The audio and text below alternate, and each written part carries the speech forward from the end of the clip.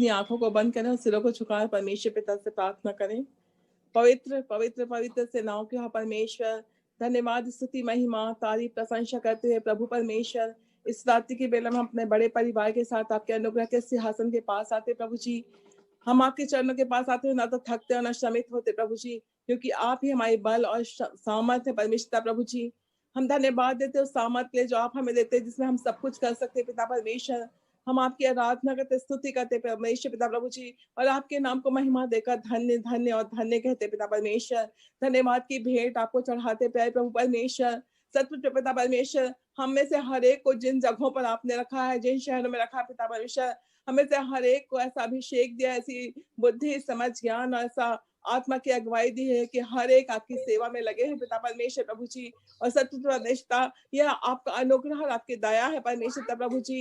ये आपका प्यार है परमेश्वर जो हमारे हृदय में डाला है प्रभु परमेश्वर, कि आज पिता परमेश्वर हम अपने दादा की सेवकाई को परमेश्वर आगे और आगे बढ़ा सक रहे हैं परमेश्वर पिता प्रभु जी। हम आपका हृदय से धन्यवाद करते पिता परमेश्वर कि छोटे से ग्राम से पिता परमेश्वर आपने हमारे परिवार को उठा के खड़ा किया, अपनी सेवा महिमा के लिए देश विदेश में और हर जगह आप इस्तेमाल कर रहे हैं। जहां कहीं भी पिता परमेश्वर हमारे प्रियो को रखा है, हर एक को अपनी महिमा का कारण बनाया है प्रभु जी। हम सचमुच में आपके हृदय से धन्यवादित है पिता परमेश्वर। प्रभु परमेश्वर, हमारी विनती और प्रार्थना यही है कि निरंतर हर एक को परमेश्वर इसी तरह अपनी महिमा से हमें निरंतर आगे बढ़ाते रहिए पिता परमेश्वर। आत्मिक रैंप में ऊंचा उठाते जाइए प्रभु परमेश्वर। और विशेष प्रार्थना हमारे नन्हे बच्चों के लिए पिता परमेश्वर की भविष्य में इन्हें भी परमेश्वर अपनी महिमा और सेवा के लिए तैयार करिए पिता परमेश्वर, कि अपने परिवार में इस बात को सीखे प्रभु परमेश्वर प्रभु जी, कि पिता परमेश्वर इन्हें भी आगे चल करके आपके राज्य की बढ़ती के लिए कार्य करना है। क्योंकि परमेश्वर आपने हमें इसीलिए सजा बनाया है कि हम भले कार्य करें और पिता परमेश्वर आपके लिए आत्माओं को बचाएं परमेश्वर प्रभु जी। और पिता परमेश्वर प्रभु जी, सचमुच में परमेश्वर पिता प्रभु जी, हम आपके इस अंतिम आदेश को पूरा कर सके पिता परमेश्वर, आपके सुसमाचार प्रचार को कर सके। तो इसी के लिए परमेश्वर आपने हमारे परिवार को चुना और ठहराया और नियुक्त किया है पिता। हम आपका धन्यवाद करते हैं, आज हर एक के लिए विनती करते हैं प्रभु जी, अपने अभिषेक से भरिए हर एक को अपनी सेवा महिमा के लिए और अधिक बहुतायत से पिता परमेश्वर बुद्धि समझ ज्ञान और आत्मा की अगुवाई दीजिए पिता परमेश्वर। आत्मा का अभिषेक दीजिए परमेश्वर और होने दीजिए परमेश्वर पिता, कि हमारे कार्य व्यवहार और जीवन के द्वारा, हमारी बातचीत के द्वारा, हमारे उठने बैठने और चलने फिरने के द्वारा निश्चय परमेश्वर लोग आपको जाने प्रभु परमेश्वर। हम हर एक को आपका वचन नहीं बढ़ा सकते, नहीं दे सकते, लेकिन हमारे जीवन, हमारे कार्य, हमारे व्यवहार पिता परमेश्वर सचमुच में आपकी जीवित गवाही बने। आपके प्रेम के द्वारा परमेश्वर सचमुच में परमेश्वर हम इस तरह से लोगों से मिले, बातचीत करें, ऐसा व्यवहार करें परमेश्वर की सचमुच में परमेश्वर आपकी महिमा को लोग हमारे जीवनों के द्वारा देखने पाए प्रभु जी। हम आपसे विनती और प्रार्थना करते प्रभु परमेश्वर, विशेष रूप से प्रभु परमेश्वर अपनी बेटी अक्षय के लिए धन्यवाद देते हुए विनती करते प्रभु जी, उसके विवाह का समय नजदीक आ रहा प्रभु जी। आपने हमारी बेटी के लिए एक उत्तम प्रबंध किया है, इसके लिए भी हम आपका धन्यवाद करते हैं। हर एक तैयारियों में भैया भाभी कि पिता परमेश्वर आपने सहायता की है, हमारे परिवारजनों को अगुवाई दी है। और परमेश्वर प्रभु जी, बेटी के विवाह की सारी तैयारियां आपकी ओर से सही समय पर सही ढंग से हो सकेंगी पिता परमेश्वर प्रभु जी। हमारी फिर से एक बार विनती और प्रार्थना परिवार की रीति से प्रभु जी, कि पिता परमेश्वर हमारे बेटे विवेक के परिवार के लिए, मैथिस परिवार के लिए प्रभु जी, और सोना परिवार के लिए प्रभु, कि दोनों परिवार एक परिवार होने जा रहे हैं भविष्य में प्रभु परमेश्वर। तो दोनों परिवार के बीच में एक अनोखा प्यार आपका हो पिता परमेश्वर, और प्यार में पिता परमेश्वर, आपके प्रेम में पिता परमेश्वर सब बातें परमेश्वर बड़े ही शांति, आनंद और बड़े ही उत्साह के साथ पूरी की जाए पिता परमेश्वर, ताकि ये दोनों जवान विवाह के सूत्र में बंधने पाए पिता परमेश्वर। मौसम को पिता परमेश्वर आपके हाथ में रखते प्रभु परमेश्वर। पिता परमेश्वर विनती करते हैं, हर एक अरेंजमेंट को आप अपने हाथ लीजिए प्रभु जी। और जैसे आप गलील के काना के विवाह में उपस्थित थे, वैसे इस विवाह में उपस्थित होकर के हर एक घटी कमी को पूरा करिएगा पिता, और किसी बात की घटी या कमी ना होने दीजिएगा प्रभु जी। हमारी प्रार्थना और विनती है, विवाह के प्रारंभिक कार्य से लेकर परमेश्वर, मंडप से लेकर परमेश्वर प्रभु जी विदाई तक प्रभु परमेश्वर, सचमुच में आपकी सहायता हमारे परिवार को मिलती रहे प्रभु जी। पिता परमेश्वर, हमारी विनती और प्रार्थना एक एक चीजें आपकी ओर से ब्लेसेड हो पिता परमेश्वर प्रभु जी, और लोगों के लिए आनंद और आशीष का कारण बनाए, और विशेषकर हमारे इन दोनों बच्चों और दोनों परिवार के लिए प्रभु जी। हमारी प्रार्थना है हमारी बेटी जिस घर में जाती है उस घर में आपकी महिमा करने वाली हो, उस कलीसिया में आपकी सेवा करने वाली हो पिता परमेश्वर, उसके सुंदर गीतों के द्वारा, उसके सुंदर व्यवहार और बोलचाल के द्वारा पिता परमेश्वर सचमुच मैथिल परिवार में और उस कलीसिया में जहाँ हमारा बेटा आपका दास और सेवक होकर नियुक्त हुआ है, सचमुच में परमेश्वर वहाँ बड़ी गवाही और बड़े बड़े काम होने पाए प्रभु जी। इन दोनों जवानों के जीवन से हमारी आपसे ही विनती और प्रार्थना है प्रभु जी। पिता परमेश्वर, हम धन्यवाद देते अपने बेटे निश्चल के लिए। पिता परमेश्वर, जिसका आज बर्थडे है परमेश्वर प्रभु जी, आपने इतने वर्षों तक उसे संभाला है पिता परमेश्वर, सैमुएल परिवार में उसे जन्म दिया है प्रभु परमेश्वर प्रभु जी, और हम धन्यवादित है पिता परमेश्वर उसके माता पिता के लिए पिता परमेश्वर, उसके परिवार के एक लोगों के लिए प्रभु जी, और धन्यवादित अपनी बेटी एकता के लिए, जिसे पिता परमेश्वर जीवन साथी के रूप में आपने हमारे बेटे निश्चल को दिया है प्रभु जी। पिता परमेश्वर प्रभु, हमारी प्रार्थना इन दोनों बच्चों के जीवन से भी आपकी महिमा हो प्रभु जी। पिता परमेश्वर प्रभु, हमारी प्रार्थना विनती है इन दोनों के लिए एक अच्छे जॉब का प्रबंध आप करिएगा पिता परमेश्वर प्रभु जी, और जहां भी रहे इनके कार्य और सेवा के द्वारा आपकी महिमा हो प्रभु जी। धन्यवाद देते पिता परमेश्वर, बेटे के जीवन में यहाँ तक उसे संभाला है, आने वाले इस वर्ष को उसके जीवन के लिए आशीष में बनाएगा पिता परमेश्वर। पिता परमेश्वर उसे दीर्घायु से तीर्थ करेगा और अपने किए हुए उद्धार का दर्शन दिखाएगा। प्रभु, हमारी विनती और प्रार्थना है प्रभु परमेश्वर राजा, ओ प्रभु जी, उसी उपलक्ष्य में जो कुछ परिवार में आनंद मनाया जाता है उसमें आप विशिष्ट अतिथि के रूप में उपस्थित होएगा पिता परमेश्वर, और इस बर्थडे को जो सेलिब्रेट करते हैं पिता परमेश्वर उस पर आपकी आशीष हो पिता परमेश्वर प्रभु जी, और आपका आनंद सचमुच में इनके जीवनों में आए प्रभु जी, और जीवन के प्रत्येक पल में हमारे बच्चों को आप संभालेगा, हमारे भाई के परिवार को संभालेगा जो निरंतर आपकी सेवा में लगे रहते हैं घराने सहित प्रभु परमेश्वर। हम आपका हृदय से धन्यवाद और धन्यवाद करते हैं भैया, जो जो कार्य करते हैं परमेश्वर उदित भैया, पिता परमेश्वर विशेष प्रार्थना करते पिता परमेश्वर, जब बहुमुखी पिता परमेश्वर उन्हें आपने आशीषें दी हैं और कई प्रकार की सेवाएं वो करते हैं, उनमें से एक एक सेवाएं आपकी ओर से आशीषित हो परमेश्वर, और बहुतों के लिए पिता परमेश्वर आपके करीब आने का कारण बने प्रभु जी। हमारी आपसे ही विनती और प्रार्थना है प्रभु जी।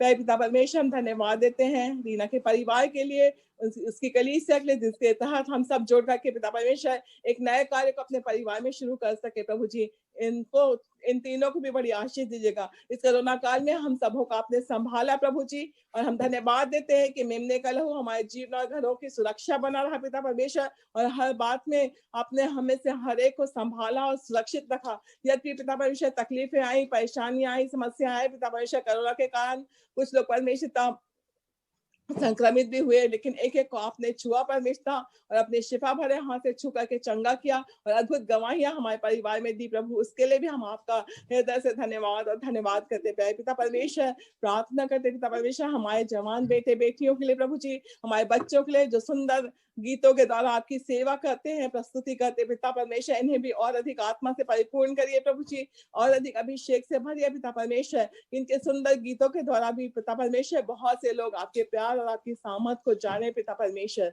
हम आपका हृदय से धन्यवाद और धन्यवाद करते हैं। नन्हे बच्चों के लिए विशेष आपसे विनती करते पिता परमेश्वर, सचमुच में इन्हें आप पूरी रीति से संभालिए प्रभु जी, और इनकी सुरक्षा हिफाजत करिए प्रभु जी। हमारी प्रार्थना विनती है हमारे बेटे बेटियों के लिए, इनका लालन पालन करने में हमारे बच्चों की सहायता करिए कि एक अच्छी परवरिश हमारे बच्चे अपने नन्हों को दे सके प्रभु जी। हम धन्यवादित हैं पिता परमेश्वर प्रभु जी, हमारे सब बच्चों के लिए जो कहीं जहां कहीं भी जॉब करते पिता परमेश्वर, के कार्यस्थल पर भी उन्हें अपनी महिमा का कारण बनाएगा प्रभु परमेश्वर प्रभु जी, और होने दीजिए पिता परमेश्वर जो भी कार्य करते हैं वो आपकी बुद्धि समझ के द्वारा करें, अपनी समझ का सहारा ना लें, लेकिन संपूर्ण मन से आप पर भरोसा रखें और आप ही को स्मरण करके अपने सब काम करें, और पिता परमेश्वर आप इनके लिए सीधा मार्ग निकालें। पिता परमेश्वर हर एक सेवकाइयों को, हर एक के जॉब्स को, हर एक के स्टडीज, ट्यूशन, कोचिंग को, हर एक एक कार्यों को हम आपके हाथ में रखते प्रभु जी।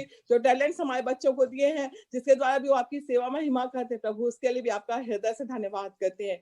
प्यारे पिता परमेश्वर, हर एक आशीषों के लिए हम आपका हृदय से धन्यवाद और धन्यवाद करते हैं प्यारे पिता परमेश्वर, और धन्यवाद के साथ प्रभु इस विनती प्रार्थना को आपके प्यारे बेटे यीशु मसीह के अतुल्य और मीठे नाम से मांगते, राजा दया से सुनिए, ग्रहण कीजिए।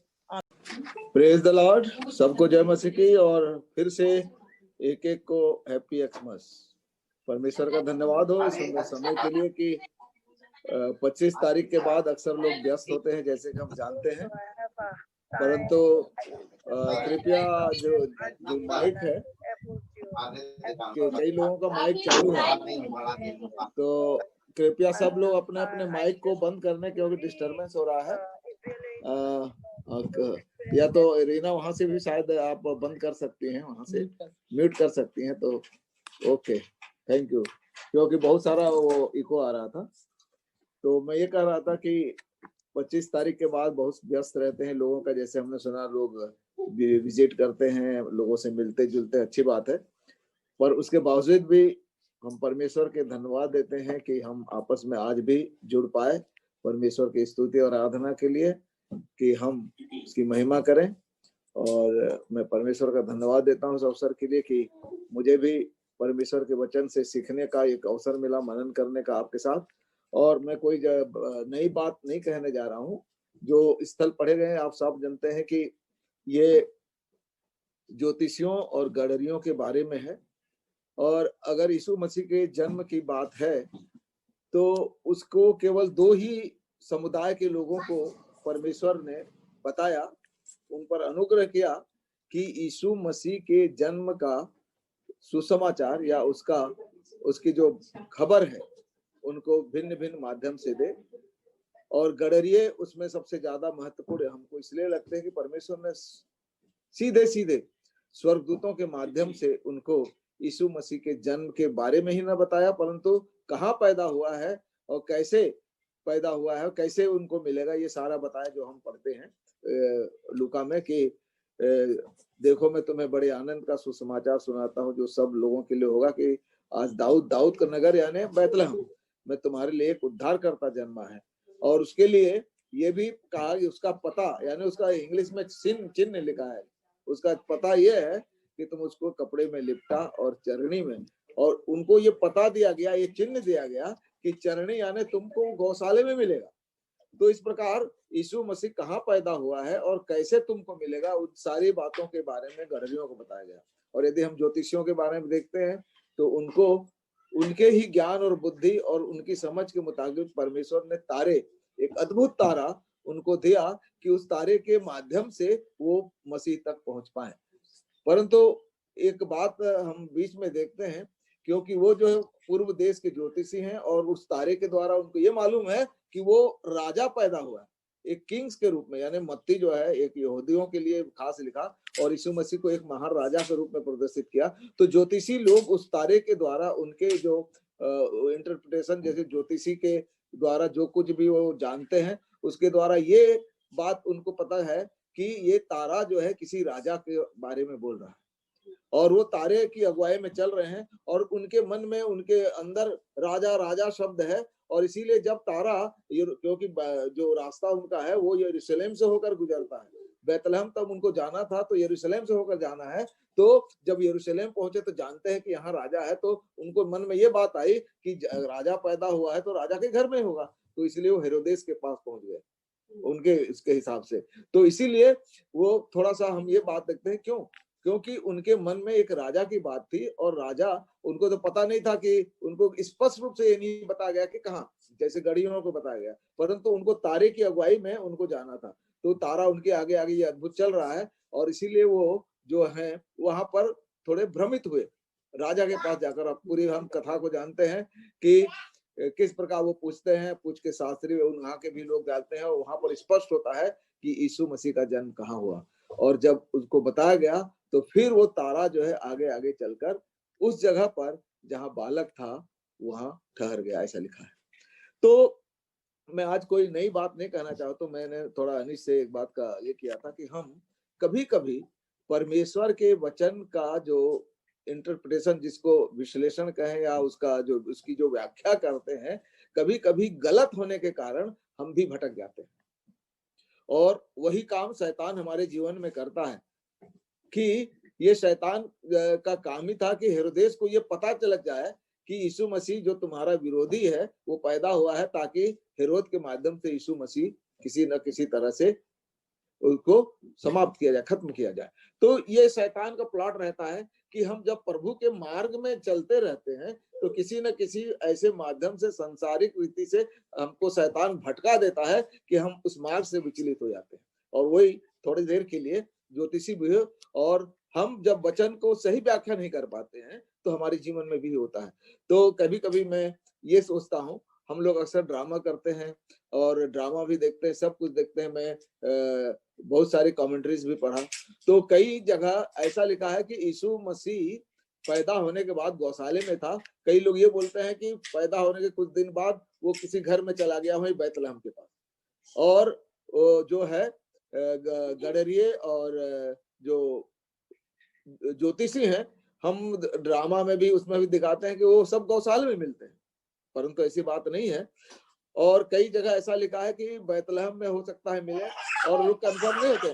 परंतु जब हम परमेश्वर के वचन में पढ़ते हैं और उसको देखते हैं तो वास्तव में तारा उनको उसी जगह पर ले गया जहां यीशु मसीह है। तो आज मैं यही बात कहना चाहता हूं कि आज लोग बहुत सारे भटके हुए हैं, पूरे संसार जो पूरा भटका हुआ, सब भेड़ों की नाई भटके हुए हैं। यीशु मसीह कहाँ है उसका पता आज लोगों को हमको देना है। और आज इसी जो 2 पाठ पढ़े गए हैं उसके माध्यम से मैं चाहता हूं कि हम आज लोगों को यीशु मसीह का सही पता, उसकी वो कहाँ है, कहाँ मिल सकता है, ये सही पता न होने के कारण लोग भटक रहे हैं। थोड़ी देर के लिए जैसे ज्योतिषी भटके, आज बहुत सारे लोग भटक रहे हैं।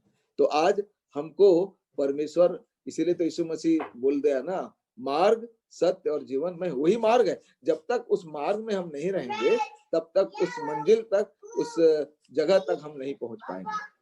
तो ये बात मैं आपके सामने कहना चाहता हूं कि ये गडरिये और ज्योतिषी जो है एक साथ कभी भी यीशु से मुलाकात नहीं कर पाए। और मैं ये कहूंगा कुछ लोग 80% मैंने विश्लेषण किया तो 80% लोग ये बात बताते हैं कि ज्योतिषी और गडरिये बैतलहम में मिले, परंतु बैतलहम में जो ज्योतिषी हैं वो गौशाले के बदले दूसरे घर में, क्योंकि यीशु मसीह दूसरी जगह पैदा होने के बाद जगह खाली हुई तो शिफ्ट हो गया, ऐसे बोलते हैं। परंतु ऐसा क्लियर नहीं है। परंतु जब हम वचन पढ़ते हैं तो ये साफ दिखता है कि ज्योतिषी जो हैं वो यीशु मसीह से नासरत में मिले। वो यीशु नासरी कहलाया, इसे लिखा है नासरी। बैतलहम में नहीं, कहाँ मिले? नासरत में। और उसी बात को मैं आज कुछ जो बाइबल के पद हैं और बाइबल के अध्याय उससे स्पष्ट करना चाहूंगा कि यीशु मसीह से जो ज्योतिषी हैं बैतलहम में नहीं, कहाँ मिले? नासरत में। सही जगह नासरत है।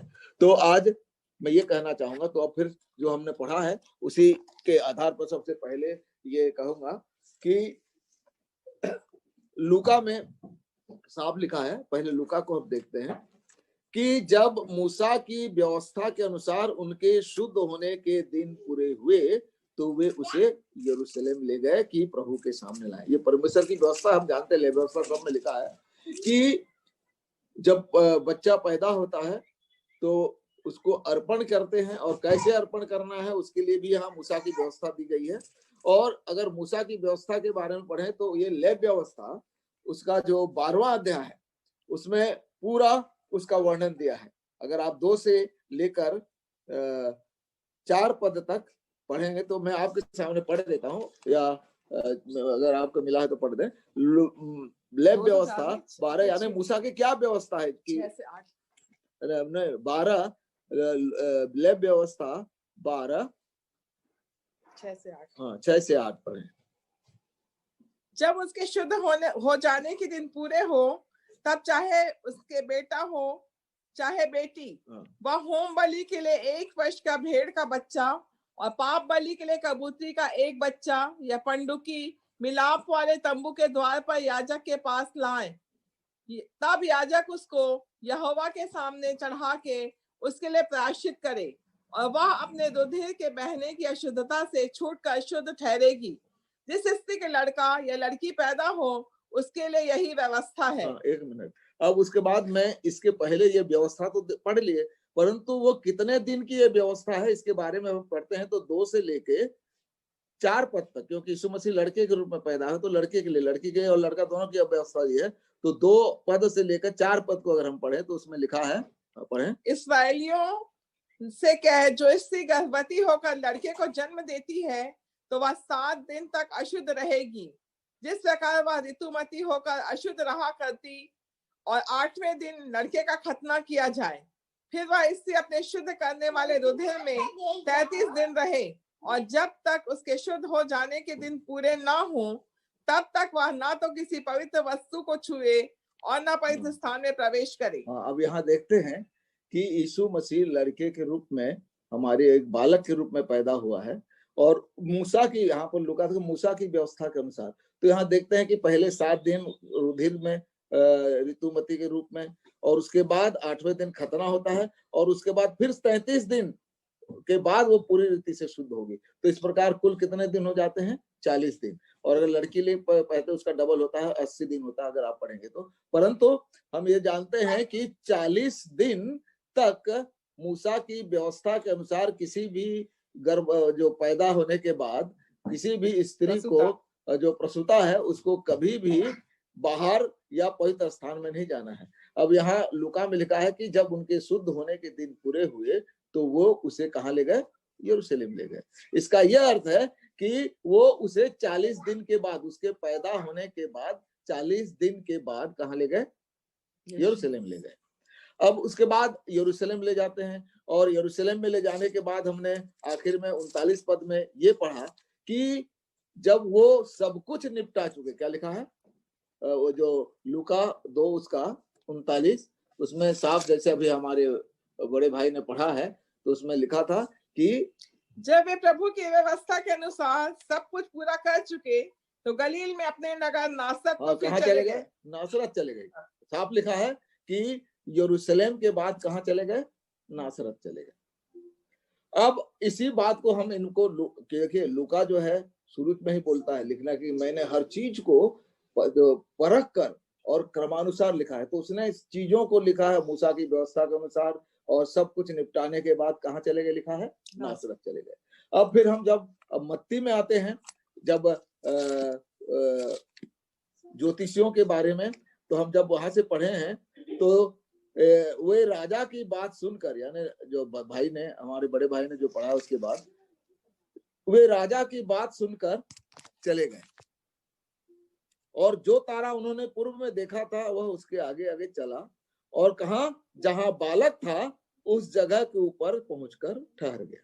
यानी जहां बालक है उस जगह पर जाकर ठहर गया, और उस तारे को देखकर वे अति आनंदित हुए। अति क्यों आनंदित हुए? क्योंकि उन्होंने कहा, क्योंकि हम जानते हैं जब हम कभी यात्रा करते हैं मंजिल को पहुंचने के लिए, अब आएगा तब आगे, एक बड़ी जिज्ञासा रहती है, और ये लोग भी बड़ी जिज्ञासा से बड़ी दूर से आ रहे हैं कि हमको एक राजा का दर्शन करना है, एक अद्भुत राजा का दर्शन करना है, और ये सोचकर वो आ रहे हैं। और वो जब तारा ठहर गया तो उन्होंने ये पाया कि अब हमारी मंजिल आ गई, और उन्होंने उस मंजिल को पाकर इसीलिए अति। तो हमारे जीवन में भी जो सबसे बड़ा, जैसे गडरियों को सुनाया गया था कि देखो मैं तुम्हें बड़े आनंद का सुसमाचार सुनाता, तो ज्योतिषियों के लिए भी एक बड़ा आनंद है, अति आनंदित। वहां बड़ा आनंद लिखा है, यहाँ लिखा है अति आनंदित।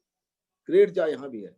तो अति आनंदित हुए, यानी यीशु को पाना हमारी मंजिल होनी चाहिए। जैसे ज्योतिषी हैं, गडरिये भी उसी रात को चलकर यीशु का दर्शन किए, तो यीशु को पाना हमारे जीवन का मकसद होना चाहिए, और जिस दिन हम उसको पाते हैं उससे बढ़कर कोई आनंद हमारे जीवन में नहीं है। गडरिये भी बड़े आनंद से उनको देखे, और यहाँ ज्योतिषी भी बड़े आनंद से उससे मिल रहे हैं। और इतना ही नहीं, वो उस बालक को देखकर मुंह के बल गिरकर प्रणाम किया। अब देखिए, हम ये जानते हैं कि साधारण शिष्टाचार में हम इस बात को जानते हैं कि बड़ा जो है छोटे को नमस्कार या प्रणाम नहीं करता, हमेशा छोटा किसको प्रणाम करता है?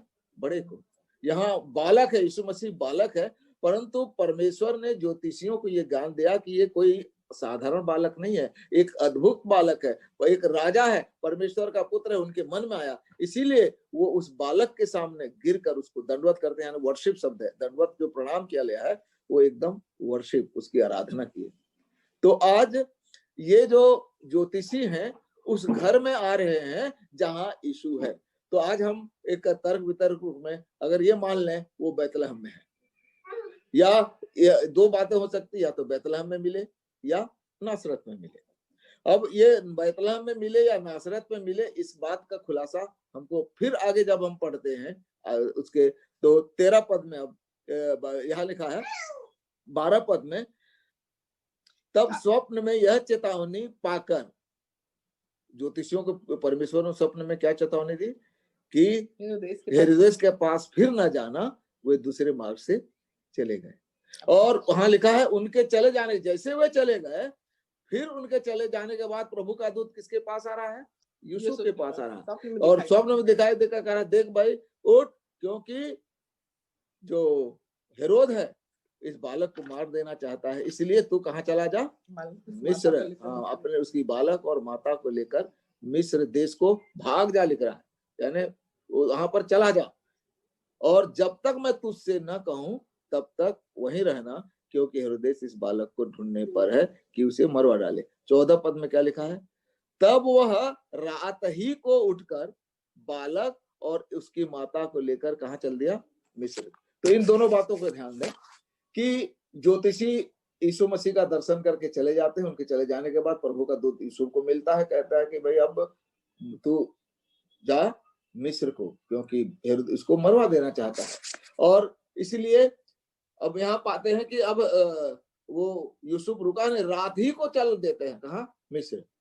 तो अगर हम लूका और मत्ती को कंपेयर करें तो यहाँ लिखा है लूका, और उसको कंप्लीट करने पे क्या लिखा है कि कंपेयर करें, तो उसकी तुलना करें, तो लूका बोलता है कि जब वो मूसा की व्यवस्था के अनुसार यरूशलेम में सब कुछ निपटाए तो कहाँ चले गए?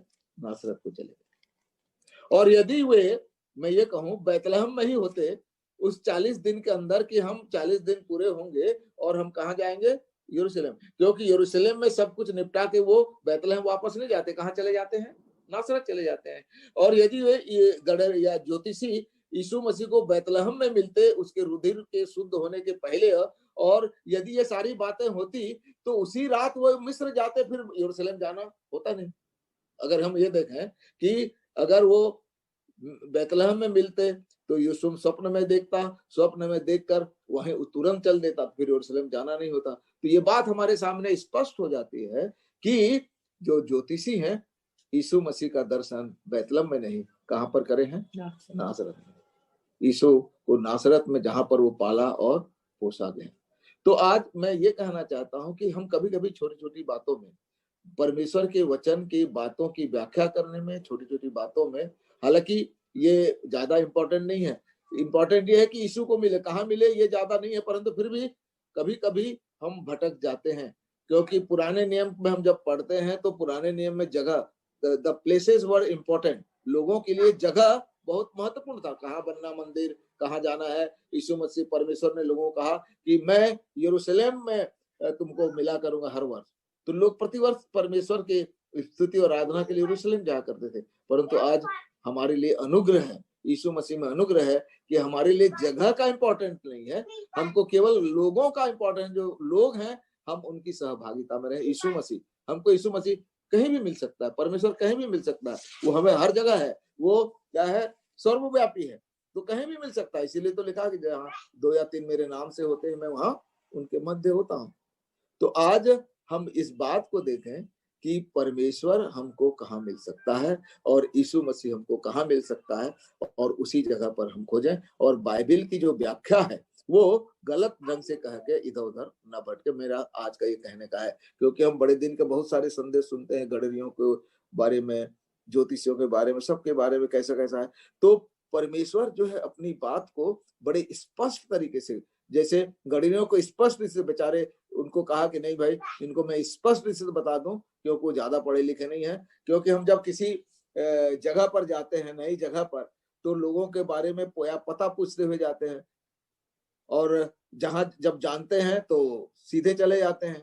और कभी कभी आजकल तो अनजान जगह के लिए साइंस ने इतनी तरक्की की, जीपीएस, यानी हम, मैं तो ये कहूंगा कि उस समय के लिए तारा जो है ज्योतिषियों के लिए जीपीएस का काम किया कि उनको आगे आगे लगाया। तो परमेश्वर हर युग में अपने लोगों की अगुवाई किसी न किसी माध्यम से करता। आज हम टेक्नोलॉजी के माध्यम से जुड़कर बहुत सारी चीजों को कर पा रहे हैं। उस वक्त टेक्नोलॉजी नहीं थी, उसके बाद भी परमेश्वर लोगों को अपनी जगह पर, निश्चित जगह पर ले जाने के लिए मार्ग प्रदर्शित करता है। जैसे इस्राएलियों को वो रात में आग के खंभे और दिन में बादल के खम्भे में होकर इस्राएलियों की अगुवाई करता है। तो उसी प्रकार जब हम परमेश्वर के उस वचन पर विश्वास करेंगे, जो उसने हमें समाचार दिया है, सुसमाचार दिया है, उस पर विश्वास करेंगे, तो हमको भी सही अगुवाई वो करेगा। और इसके लिए मैं बहुत सारी बात नहीं, 5 मिनट में कुछ स्थल हैं कि हम कहाँ कहाँ परमेश्वर को खोज रहे हैं। लोग खूब भटक रहे हैं, कोई प्रकृति में, कोई किसी भी सूरज चांद और परमेश्वर की सृष्टि में लोगों को, परमेश्वर की जो सृष्टि है उसमें परमेश्वर को, ईश्वर को खोज रहा है। परंतु ये सारे चीजें भटक लोग, इसीलिए मूर्ति पूजक बन गए हैं लोग। पानी की, सूरज की, चांद की, हवा की, आग की, ये इसको ईश्वर मान गए क्योंकि वो भटक गए हैं। तो आज हमको सही रास्ता दिखाना है। परमेश्वर ने जब हमको पवित्र आत्मा के द्वारा सारा मार्गदर्शन दिया, वचन दिया, तो आज हमको चाहिए कि लोगों को सही मार्ग दिखाएं, कि उस मार्ग में होकर वो जैसे ज्योतिषी गडरिये यीशु का दर्शन कर पाए, लोग यीशु का दर्शन कर पाए। और जब यीशु का लोग दर्शन पाएंगे तभी हमारे लिए वो रियल क्रिसमस का आनंद होगा। जैसे यीशु मसीह को जब तक ज्योतिषी नहीं पाए वो आनंदित नहीं हुए, गडरिये भी आनंदित हुए और परमेश्वर की स्तुति और आराधना करके निकल गए। तो आज हमारे लिए सबसे बड़ा आनंद तभी होगा जब लोगों को यीशु मसीह मिलेगा, जो हमारे लिए आनंद शांति का स्रोत है। तो कुछ स्थल हम आगे को पढ़ के हम जानेंगे। पहला व्यवस्था विवरण, उसका चौथा अध्याय 29 पद को हम पढ़ें। परंतु वहां भी यदि तुम अपने परमेश्वर यहोवा को ढूंढोगे तो वह तुमको मिल जाएगा। शर्त यह है कि तुम अपने पूरे मन से और अपने सारे प्राण से उसे ढूंढो। हाँ, यहाँ एक शर्त दी है कि कोई बात कर रहा है जिसका डिस्टरबेंस हो रहा है, तो कृपया आप बंद करें। हाँ, थैंक यू। ये व्यवस्था विवरण में हमने पढ़ा कि यदि हम संपूर्ण तन से, संपूर्ण प्राण से परमेश्वर को ढूंढेंगे तो हमको मिलेगा। अब यहाँ देखिए कि यीशु मसीह के पैदा होने के लिए भविष्यवाणी कर दी गई थी। मीका हमें हम पढ़ते हैं कि वहां पर जब लोगों ने पवित्र शास्त्र में सब कुछ दे दिया कि यीशु कहाँ पैदा हुआ, परंतु लोगों को उसको खोजने की कोई जल्दी। बाद में जब ज्योतिषी बताया तब शास्त्री फरीसी खोज रहे हैं, बता रहे कि हाँ वो बैतलहम में पैदा होगा, जबकि सब कुछ दिया गया। मीका में भी दिया है कि हे बैतलहम में पड़ता है, इतना छोटा नहीं, जिसके बारे में बेटी आसमा ने 2 सप्ताह पहले प्रचार किया था। तो हम इस बात को जानते हैं कि परमेश्वर के वचन में सब कुछ दिया हुआ है। जब हम उस वचन में पढ़कर तन और मन, यहाँ लिखा है मन से खोजोगे, तो जब ढूंढोगे तो वो तुमको क्या होगा, मिलेगा। यिर्मयाह नबी की किताब में भी है, 29 अध्याय के 13 पद में इसी बात को, यिर्मयाह नबी किताब उसके 29 अध्याय के 13 पद को, 29-13, यिर्मयाह 29-13। तुम मुझे ढूंढोगे और पाओगे भी, क्योंकि तुम अपने संपूर्ण मन से मेरे पास आओगे। हाँ, ये देखिए हमारे लिए एक प्रतिज्ञा है। अगर हमको परमेश्वर को, यीशु मसीह को पाना है तो संपूर्ण मन, पूरे मन से। जैसे ज्योतिषी, उनको भी खबर मिली, कई लोगों को सुसमाचार भी मिला। अगर हम ये कहें जैसे यरूशलेम में राजा के साथ साथ यरूशलेम के बहुत सारे लोगों को ये सुसमाचार मिल गया कि यीशु मसीह बैतलहम में पैदा हुआ। यदि वो चाहते, उनके मन में ये जिज्ञासा होती कि चलो बैतलहम में पैदा हुआ है राजा, तो हम भी दर्शन करें। उनके मन में उसको खोजने या उस तक पहुंचने की जिज्ञासा थी नहीं, तो उनसे मुलाकात नहीं कर पाए। तो आज जब हमारे अंदर यीशु से मिलने की या जिज्ञासा नहीं होगी तो हम कैसे पाएंगे। तो लोगों के अंदर एक जिज्ञासा, एक उत्सुकता भी हमारे लिए जरूरी है कि उनके अंदर एक जिज्ञासा, उत्सुकता लाए कि वो संपूर्ण मन, संपूर्ण प्राण से परमेश्वर को ढूंढे कि नहीं, परमेश्वर है, हमको पाना है। और परमेश्वर ने प्रतिज्ञा की, जब तुम संपूर्ण मन से मुझको ढूंढोगे तो मुझको क्या करोगे, पाओगे। और यहाँ पर इसी बहुत सारे हैं, तो मैं 2 पद और पढ़ के फिर समाप्त करूंगा। भजन संहिता 34:10 में क्या लिखा है कि जवान सिंह को तो घटी होगी, ऐसा लिखा है, जवान सिंह को तो घटी होगी। 34 भजन संहिता 34:10 पढ़े। जवान सिंहों को तो घटी होती 11 और वे भूखे भी रह जाते हैं, परंतु यहोवा के खोजियों को, यहोवा के खोजिए, जो परमेश्वर यानी यहोवा को ढूंढते हैं, उनको किसी भली वस्तु की घटी नहीं। यानी अब देख लीजिए, आपके जीवन में अगर आनंद चाहिए, आनंद का जब हमारे अंदर कोई घटी नहीं होगी, उससे बढ़कर आनंद क्या है। तो किनको मिलेगा ये प्रतिफल, जब हम संपूर्ण मन से उसको खोजेंगे। यहोवा के खोजियों को कोई घटी नहीं होती है। और इसको इब्रानियों ने बहुत अच्छे से लिखा है, इब्रानियों की किताब उसके 11 अध्याय के 6 पद में कि और विश्वास हाँ, बिना उसे प्रसन्न करना अनहोना है। हाँ, विश्वास यानी अब ध्यान ये इस बात को मैं ज्यादा कहूंगा, विश्वास यानी परमेश्वर ने अगर हमसे कोई बात कही है, जैसे आदम और हवा से परमेश्वर ने कहा था कि जिस दिन खाओगे मर जाओगे, अगर वो संपूर्ण मन से उस पर विश्वास करते तो शैतान की बात नहीं सुनते। परंतु उन्होंने शैतान की बात क्यों नहीं सुनी? क्योंकि वो उस विश्वास से शैतान ने उनको भटका दिया। तो आज लोगों को भी भटकाता है। तो इसीलिए हमको एक विश्वास करना है परमेश्वर की बातों पर, उसके वचन पर। जब हम विश्वास करेंगे तभी वो प्रसन्न होना, क्योंकि विश्वास बिना उसे प्रसन्न करना क्या लिखा है? अनहोना है। क्यों? क्योंकि लिखा आगे, परमेश्वर के पास आने वाले को विश्वास करना चाहिए कि वह है और अपने खोजने वालों को प्रतिफल देता है। खोजने वालों को प्रतिफल देता है, ये लिखा है कि जब हम उसको खोजेंगे हमको प्रतिफल मिलेगा, उसको पाएंगे भी। और उसको पाने के बाद हमारे जीवन में जो परिवर्तन आएगा उसका बयान हम कर ही नहीं सकते। और इसके बाद मैं ये कहना चाहता हूं कि यीशु मसीह ने पहला इतिहास उसका 16 अध्याय 11 पद को हम पढ़े। पहला इतिहास 16 उसका 11, पहला इतिहास उसका 16 अध्याय 11 पद।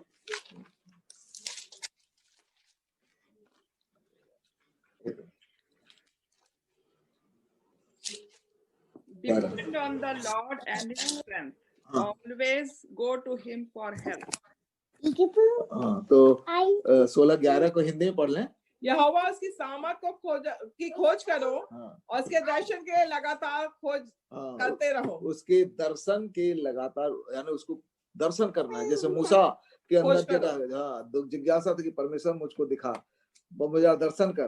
परंतु हम परमेश्वर का धन्यवाद करते हैं। क्रिसमस जो है, Christmas is the manifestation of God, revelation of God। यानी यीशु मसीह ने कहा ना, जिसने मुझको देखा, किसको देखा? परमेश्वर को देखा। तो यीशु मसीह परमेश्वर का प्रगटीकरण है। और यीशु मसीह परमेश्वर का क्या है? प्रगटीकरण है। तो यीशु मसीह जो है परमेश्वर का प्रगटीकरण है। तो यीशु मसीह फिलिपुस को क्या बोलता है? यूहन्ना 14:9 में पढ़ते हैं कि जिसने मुझको देखा, किसको देखा? पिता को देखा। तो आज क्रिसमस का ये अर्थ है कि जैसे हम पढ़ते हैं इमैनुएल, गॉड विद अस। तो आज हमको यीशु मसीह मिल गया है। जैसे नतनेल बोलता है कि हमको क्या मिल गया है? यीशु मसीह मिल गया। तो यीशु मसीह के रूप में हम परमेश्वर को देख सकते हैं। तो आज हमको खोजना है। और वो कहाँ मिलेगा? और कहाँ मिलेगा उसको अंत में पढ़कर मैं समाप्त करना चाहता हूँ। यूहन्ना रचित सुसमाचार उसका 5वां अध्याय निकालें। यूहन्ना रचित सुसमाचार उसका, जो यीशु मसीह लोगों से ये बहुत 5000 लोगों को खिलाने के बाद एक बहुत बड़ा सरमन या उपदेश लोगों को दे रहा है। 6वें अध्याय में भी बहुत बड़ा सरमन है। तो 5वें अध्याय जो है उसके 37 से लेकर जो 39 तक मैं आपके सामने पढ़ देता हूँ। देखें, और पिता जिसने मुझे भेजा है उसी ने मेरी गवाही दी है। यानी क्या गवाही दी है? हम जानते हैं कि जब उसका बपतिस्मा हुआ तो सबके सामने क्या लिखा? यह मेरा प्रिय पुत्र है जिससे मैं अति प्रसन्न हूँ। यानी यीशु मसीह के बारे में परमेश्वर स्वयं कहा कि मेरा प्रिय पुत्र है।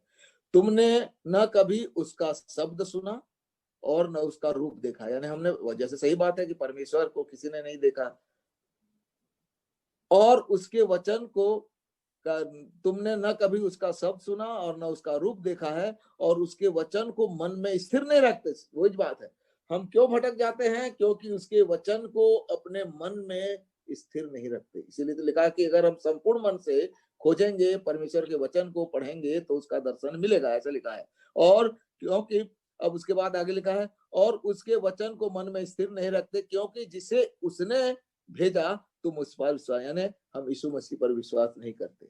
आज हमारे लिए आवश्यक है कि यीशु मसीह पर विश्वास करें, और जब विश्वास करेंगे तो हम वास्तव में परमेश्वर के उस महान प्रेम को और उसके सारी आशीष को देखेंगे। और 39 पद में ध्यान से सुने, तुम पवित्र शास्त्र में ढूंढते हो। क्या लिखा? क्या लिखते हो? हम ढूंढते हैं ना बहुत सी चीजें। तुम पवित्र शास्त्र में ढूंढते हो क्योंकि समझते हो कि उसमें अनंत जीवन तुम्हें मिलता है, और यह वही है जो मेरी क्या देता है, गवाही देता है। यानी अब तो इसका मतलब अभी तक आप समझ गए हैं कि आज हमारे सबसे बड़ा इंपॉर्टेंट क्या है, परमेश्वर का वचन, पवित्र शास्त्र। क्योंकि यीशु मसीह बोलता है तुम इसमें ढूंढते हो कि अनंत जीवन मिलता है, और अनंत जीवन कौन है, यीशु मसीह ही है, उसी के माध्यम से मिलता है। तो आज हमको यीशु मसीह को या परमेश्वर को पाना है, तो आज हमारे लिए बहुत धन्यवाद की बात है और सबकी बात है कि परमेश्वर ने पवित्र आत्मा की प्रेरणा से अपने अपने लोगों के द्वारा आज अपने वचन को, अपनी बातों को पवित्र शास्त्र रूप में दे दिया है। और आज अगर हमको यीशु मिल सकता है तो केवल पवित्र शास्त्र। उत्पत्ति हम बहुत बार पढ़ते हैं, उत्पत्ति से लेकर प्रकाशित वाक्य एक एक किताब में यीशु मसीह हमको मिलता है। और आज जब हम उसको ढूंढेंगे संपूर्ण मन से, संपूर्ण प्राण से, तो भटकेंगे नहीं, परंतु हमको कौन मिल जाएगा, यीशु मसीह। तो आज चाहिए कि हम लोगों को परमेश्वर का ये वचन लोगों को दें। मैं धन्यवाद देता हूं अनिश भाई को भी कि वो एक गिदोन मिनिस्ट्री से जुड़ा है, कि वो परमेश्वर के वचन को लोगों को बांटता है। तो आज परमेश्वर का वचन देना है, और देने के बाद इसमें लोगों को ढूंढने के लिए भी सिखाना है कि कैसे यीशु मसीह को पाए। तो आज यीशु मसीह को पाने का जरिया कोई जगह नहीं, केवल कौन है, पवित्र शास्त्र है। तो आज हमको यीशु मसीह से मिलना है, प्रकट करना है, लोगों को दिखाना है, तो केवल पवित्र शास्त्र है। तो आज एक ही माध्यम है हमारे लिए, एक ही पता है यीशु का। अब वो चरणी में नहीं है, अब वो हमारे पवित्र शास्त्र में है। और आज हम यीशु मसीह को केवल पवित्र शास्त्र में पा सकते हैं। तो ये वचन को रोज, इसीलिए तो इस पर मनन करेंगे, इसलिए संपूर्ण मन से मनन ध्यान करेंगे, तो रोज हमको यीशु, हमारी मुलाकात यीशु से, परमेश्वर से होगी, और वो हमको आनंद से मिलेगा। तो मैं ये कहूंगा कि हमारे लिए जो क्रिसमस है या जो बड़ा दिन है, केवल 25 तारीख नहीं है, वो दिन है जिस दिन हम यीशु को, हमारी मुलाकात रोज अगर यीशु से होती है, दैट इज आवर क्रिसमस। वो हमारे लिए बड़ा दिन है। तो परमेश्वर करे कि इस वचन के द्वारा हम रोज परमेश्वर से, यीशु मसीह से मुलाकात करें, और वो आनंद जो हमको देता है, वो आनंद हमको मिले। परमेश्वर हम सबों को आशीष दे, हम प्रार्थना करें। धन्यवाद प्रभु तेरे अनुग्रह के लिए, तेरी दया के लिए, कि तूने हमको खुदावंत आज वचन दिया है, अपने अपने लोगों के माध्यम से, पवित्र आत्मा के प्रेरणा के द्वारा खुदावंत तूने पवित्र शास्त्र हमारे बीच में दिया, कि इसके द्वारा हम खुदावंत तुझसे मुलाकात कर सकते हैं, इसमें तुझे पा सकते हैं। तो होने दे खुदावंत कि हम संपूर्ण मन से इसका मनन करें, अध्ययन करें, और न केवल हम पाएं, परंतु इसके पाने के बाद इसका सुसमाचार दूसरों को भी दे सकें, कि लोग खुदावंत तुझ अद्वैत परमेश्वर को, यीशु मसीह को पा सकें, और जो आनंद है उनके जीवन में पूरा हो सके। हम में से प्रत्येक के साथ हो, हम सब जुड़ पाए इस मीटिंग में, तेरा धन्यवाद करते हैं। तो होने दे प्रभु कि ये वचन निरंतर हमारे जीवन का केंद्र बने, कि निरंतर हम इस वचन के द्वारा तुझसे मुलाकात कर पाए। सारी महिमा तुझे देते हैं, उद्धारकर्ता यीशु के नाम से मांगते हैं। मैं भी परमेश्वर का धन्यवाद करना चाहता हूँ, आप सबों को धन्यवाद देना चाहता हूँ। कल हमारा आखिरी इतवार है इस साल का, और कल विनीता गिर जो है स्पीकर हैं, चंद्रशेखर गिर को बहुत लोग जानते हैं, उनकी कजन की वाइफ है, ये कटघोरा में रहती हैं, परमेश्वर की दासी हैं।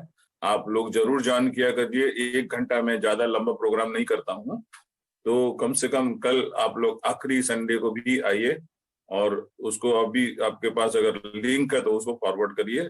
और मैं चाहूंगा कि हम लोग 2 दिन कम से कम, जब तक कोरोना से उबर नहीं जाते हैं, कम से कम 2 दिन हम लोग जरूर से परमेश्वर के वचन को सुनने के लिए इस तरीके से जूम में ज्वाइन करें। एक छोटी सी प्रार्थना करेंगे, आइए धन्यवाद करें। प्यारे परमेश्वर, हम धन्यवाद करना चाहते हैं प्रभु कि तेरे वचन के ज्ञान से हम लोग मजबूत किए जाते हैं। परमेश्वर, सुभाष भैया के लिए धन्यवाद देना चाहते हैं, नासरत की इम्पोर्टेंस को यीशु मसीह के जीवन में फोकस करने के लिए, और ये बताने के लिए परमेश्वर की गडरिये और मजूसियों का प्रभु यीशु मसीह को देखने और दर्शन करने जाने का समय अलग और स्थान भी अलग था। परमेश्वर, हम धन्यवाद करते हैं ये वचन के रेवलेशन के लिए। प्रभु जी, हमें गाइड करने के लिए उनको तो बड़ी आशीष दे।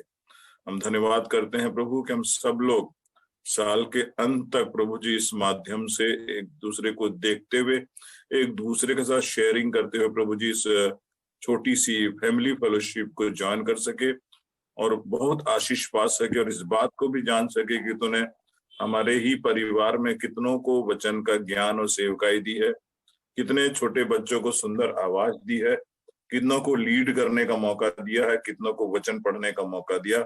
हम सभी के लिए जो अब तक इस सेवा में भागी, उन सभी के लिए धन्यवाद देते हैं प्रभु जी, और दुआ करते हैं परमेश्वर की अगले साल भी हमारे परिवार की तेरे वचन के प्रति भूख और संगति के प्रति भूख और प्रार्थना के प्रति भूख बहुत बढ़े परमेश्वर। हम विशेष प्रार्थना करते हैं हमारे छोटे बच्चे, जवान बच्चों के लिए जो अब तक इसके महत्व को नहीं समझ सके हैं, जिनको अभी तक पवित्र आत्मा का दान नहीं मिला है परमेश्वर, उन सबों को पवित्र आत्मा का दान मिले प्रभु जी, और तेरी संगति के लिए भूखे और प्यासे रहे परमेश्वर, तुझे ढूंढते रहे शास्त्र में और तुझको प्रभु जी सचमुच में वो पाते रहे, ऐसे हम प्रार्थना करते हैं। प्रतिदिन उनकी खोज प्रभु यीशु हो, प्रतिदिन उनके घर में उनके हाथ में बाइबिल हो और वो वचन को खोलें और प्रार्थना करें।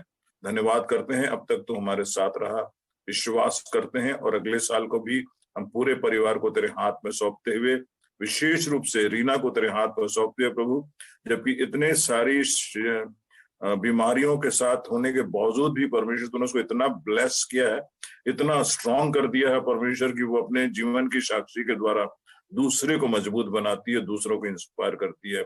निक्का के साथ हो परमेश्वर, जो पीछे उनके साथ खड़े रहते हैं परमेश्वर, हर बात में प्रभु जी सपोर्ट करते हैं।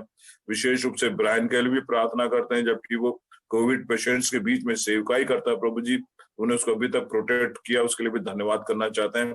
इन तीनों को प्रभु जी हम विशेष रूप से तेरे सुरक्षित हाथों में सौंपते हैं और चाहते हैं पिता की दिन ब दिन परमेश्वर उनको रूहानी ताकत से मजबूत करते रह, उनके शरीर को तू चंगाई देते रह प्रभु जी। सब बातों के लिए धन्यवाद करते हुए प्रत्येक परिवार को तेरे हाथ में सौंपते हुए दुआ तेरे नाम से मांगते हैं, आमीन। Thank you Lord. अभी लिस्ट के अनुसार से अंतिम प्रार्थना अनीश को दिया गया था, तो मैं जो है अनीश को भी मौका देना चाहूंगा कि पिछले साल के लिए और अगले वर्ष के लिए, और जो जो कोरोना में बीमार थे और चंगाई को प्राप्त किए उनके लिए, और जो है जो उदित के यहाँ शादी हो रही है, रीना की फैमिली के लिए, और अपने जवान बच्चों के लिए, और साथ ही जितने लोग अभी तक नहीं जुड़े उनके लिए भी एक छोटी सी प्रार्थना मैं विनती करूंगा। अनीश सोना का नाम है, वो प्रार्थना में अगुवाई करें। आइए प्रार्थना करें। अनुग्रहकारी जीवित सामर्थ्य पिता परमेश्वर, हम आपके चरणों में आते हैं, आपका धन्यवाद करते हैं प्रभु जी जीवन और जीवन की सारी आशीषों के लिए। धन्यवाद करते हैं प्रभु जी इस बात के लिए, तेरे ढाढ़स भरे वचनों के लिए, तेरे ढाढ़स भरे वचन के लिए प्रभु जी कि हम मिट नहीं गए, आपकी महाकरुणा का प्रतिफल है। विगत वर्ष की आशीषों को हमने जब देखा प्रभु जी, तो हमने इस बात को पाया है कि तू हमारा परमेश्वर यहोवा किस प्रकार से हमारी सुरक्षा किया। अनुग्रहकारी परमेश्वर, तू अपने वचन के वायदे के अनुसार से हमारे साथ रहा, और तूने अपने वचन में कहा प्रभु जी, मैं तेरा परमेश्वर यहोवा तेरी ढाल और चट्टान हूं, न मैं दिन को सोता हूं और न रात को ऊँघता हूं। प्रभु जी तेरे धन्यवाद करते हैं इस ढाढ़स भरे वचन के लिए कि तू हमारे साथ साथ रहा, तू हमारे साथ साथ चला प्रभु जी, और तूने संभाला है। किसी भी प्रकार से हमें हानि नहीं होने पाई। जैसे तेरा वचन कहता, ना तो दिन को धूप से और ना रात को चांदनी से तेरी कुछ हानि होगी। हमने इस बात को प्रत्यक्षता अपने जीवन में देखा है प्रभु जी, इसलिए हम तेरा धन्यवाद करते हैं। आने वाला वर्ष हमारे लिए आशीषमय होने पाए, ऐसी हम आपसे प्रार्थना करते हैं प्रभु जी। विगत वर्ष में हमने देखा कि हमारे परिवार के बहुतेरे लोग इस बीमारी से पीड़ित हुए और तूने चंगाई दिया, इसके लिए धन्यवाद देते हैं प्रभु जी। तेरा वचन जिस प्रकार से कहता है तुम्हारे सिर के एक एक बाल गिने हुए हैं, मेरी इच्छा के विपरीत तुम्हारे सिर का एक बाल भी नहीं गिरता, इसलिए हम तेरा धन्यवाद करते हैं कि तेरी इच्छा हमारे जीवन में पूरी हुई और तूने सुरक्षित निकाला प्रभु जी, इसके लिए हम तेरा धन्यवाद करते हैं। प्रार्थना करते हैं विशेष करके प्रभु जी अपने जवान बच्चों के लिए जो अभी तक इस सेवकाई में नहीं जुड़े हैं प्रभु जी, वो अपने संसार की चकाचौंध में लौलीन है, संसार की चकाचौंध में खोए हुए हैं प्रभु जी, वो तुझको अपना उद्धारकर्ता करके स्वीकार नहीं किए हैं, तो हमारी प्रार्थना है प्रभु जी वो इस बात को जानने पाए कि तू जीवता परमेश्वर है जो हमें संभालता है। तेरा वचन जिस प्रकार से कहता है कि हे जवान, अपने जवानी के दिन में आनंद कर, लेकिन याद रख कि सारी बातों के विषय में यहोवा परमेश्वर तेरा न्याय करेगा। इस बात को वो समझने पाए प्रभु जी, और अपना जीवन तुझको समर्पित करने पाए। वे लोग प्रभु जी, जवान बच्चे हमारे, नई अगली पीढ़ी के बच्चे हमारे, इस सेवकाई को आगे बढ़ाने के लिए बोझ को प्राप्त कर सके प्रभु जी, ऐसी हम आपसे प्रार्थना करते हैं। अनुग्रहकारी परमेश्वर, तूने दादा की आशीष को हम तक अभी तक संभाला है, उस आशीष को अभी तक तूने हमारे साथ बरकरार रखा है, इसके लिए हम तेरा धन्यवाद करते हैं। प्रार्थना करते हैं परिवार के बुजुर्गों के लिए, अभी तक तूने संभाला है प्रभु जी, आगे भी संभालना और अपनी इच्छा के अनुसार से प्रभु जी उनको इस संसार के जीवन में आगे बढ़ाना हमारी आपसे ही प्रार्थना है प्रभु जी। सेवकाई जो चल रही है, सारी सेवकाई के लिए हम आपका धन्यवाद करते हैं, विशेषकर रीना दीदी, निक्का जिया जी के लिए और ब्रायन के लिए, कि उनके माध्यम से एक बड़ी सेवकाई हमारे इस क्षेत्र में होने पा रही है, इसके लिए हम धन्यवाद देते हैं। तूने बहुतायत से आशीषित किया है, सारी आशीषों के लिए हम धन्यवाद करते हैं। मांगने से पहले तू सब कुछ जानने वाला परमेश्वर है, इसलिए निवेदन को उद्धार करता प्यारे प्रभु यीशु मसीह के द्वारा से मांग लेते हैं, सुनिए और दया से कबूल कर लीजिए, आमीन।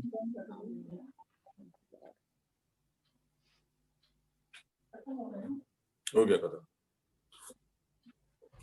आइए हम परमेश्वर से आशीष ग्रहण कर रहे हैं। अब हमारे परमेश्वर पिता का प्रेम, प्रभु ख्रिस्ट का अनुग्रह और पवित्र आत्मा की संगतियों सहभागिता पूरे सोना खानदान के साथ और हर एक विश्वासियों के साथ प्रभु यीशु ख्रिस्ट के दोबारा आने तक होती रहे, आमीन।